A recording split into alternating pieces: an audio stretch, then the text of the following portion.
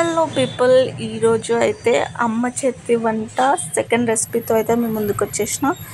ఈరోజు మా అమ్మ మటన్ కీమా అయితే చేయబోతుంది. ఇది నేను తిని చాలా రోజులైంది, అందుకే తెచ్చుకున్నా. అండ్ ఎప్పుడు నేనే వండుకుంటా కదా, ఈసారి మమ్మీతో వండించుకోవాలనిపించింది. సో అందుకే మమ్మీని అయితే కిచెన్లో గుంజుకొచ్చేసిన. చూసినారా, కొంచెం ఆయిల్, అన్ని మసాలాస్, బిర్యానీ ఆకు వేసేసుకుంది. ఆయిల్ హీట్ అయ్యాక ఆనియన్స్ అయితే వేసేసుకుంది. చూసారా, ఆనియన్స్ కూడా మంచిగా వేగుతున్నాయి ఆయిల్లో. ఈ స్టేజ్లో ఉన్నప్పుడు దీంట్లో 2 స్పూన్స్ అల్లం పేస్ట్ వేసేసుకుంది. దీన్ని మంచిగా మిక్స్ చేసేసుకుంది. అల్లం పేస్ట్ పోయేదాకా కలుపుకోవడమే దీన్ని. ఇంకా ఇది అందరికీ తెలిసిందే కదా. చూసినారా, అండ్ నాన్ వెజ్లోకి మనకు ఆయిల్ ఎంత పడుతుందో తెలుసు. సో ఇదైతే మీరు మోస్ట్లీ వీకెండ్లోనే వండుకోండి. నెక్స్ట్ కొంచెం పసుపు, కొత్తిమీర వేసుకొని అయితే మళ్ళీ నీట్గా మిక్స్ చేసేసుకోవాలి. అడుగంటకుండా అయితే దీన్ని నీట్గా మిక్స్ చేసేసుకోవాలి. చూసారా ఎంత కలర్ఫుల్గా అనిపిస్తుందో మన స్టార్టింగే. నెక్స్ట్ అయితే మనం మటన్ కీమా అయితే వేసేసుకోండి. ఇది స్టార్టింగ్లో ఇట్లా ఒక ముద్దలాగా అనిపిస్తుంది మనం దాన్ని వాష్ చేసుకున్నాక, బట్ తర్వాత చూడండి మీకే తెలుస్తుంది ఎంత బాగుస్తుందో.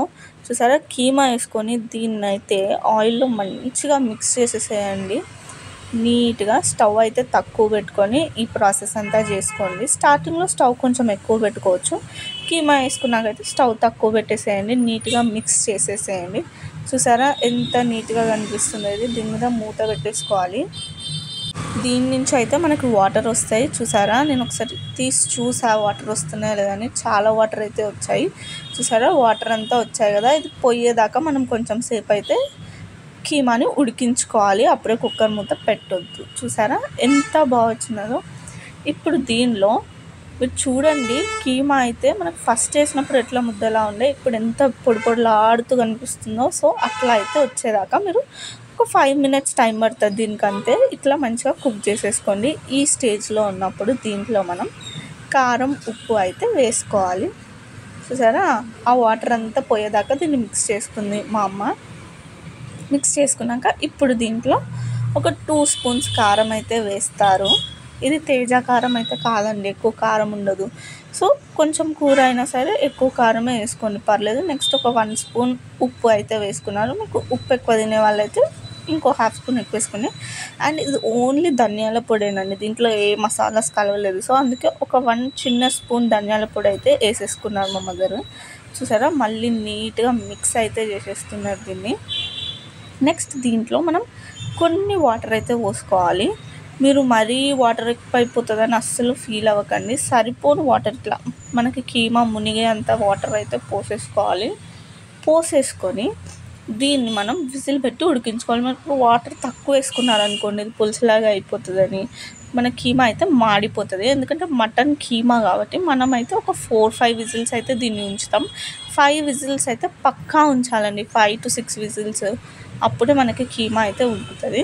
చూసినారా, నీట్గా కలిపేసుకొని వాటర్ వేసుకొని మనం మూత అయితే పెట్టేసుకున్నాం. అండ్ విజిల్ కూడా ఒక 4-5 విజిల్స్ తర్వాత మన కీమా ఎలా ఉందో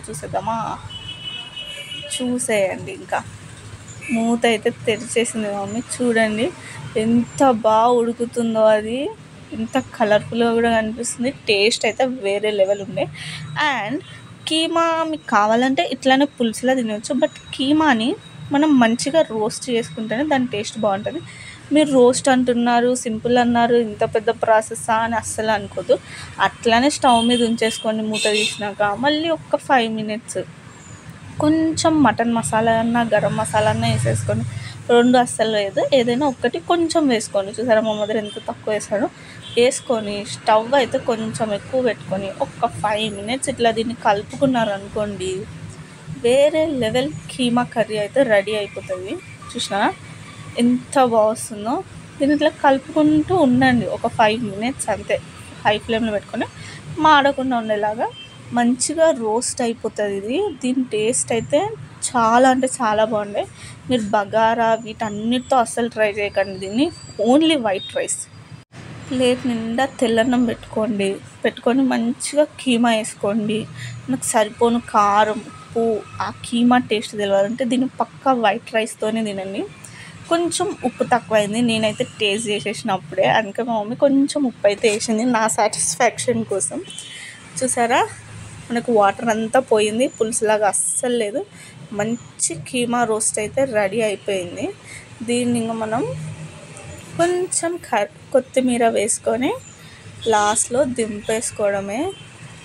ఇంకా ఇట్లాంటి మంచి మంచి రెసిపీస్ కావాలంటే మన ఛానల్ని ఏం చేస్తారు, సబ్స్క్రైబ్ అయితే చేసేసుకోండి, సపోర్ట్ చేయండి. అండ్ వీడియోని లైక్ కొట్టడం అస్సలు మర్చిపోకండి, వీడియోని షేర్ చేయండి. Bye bye.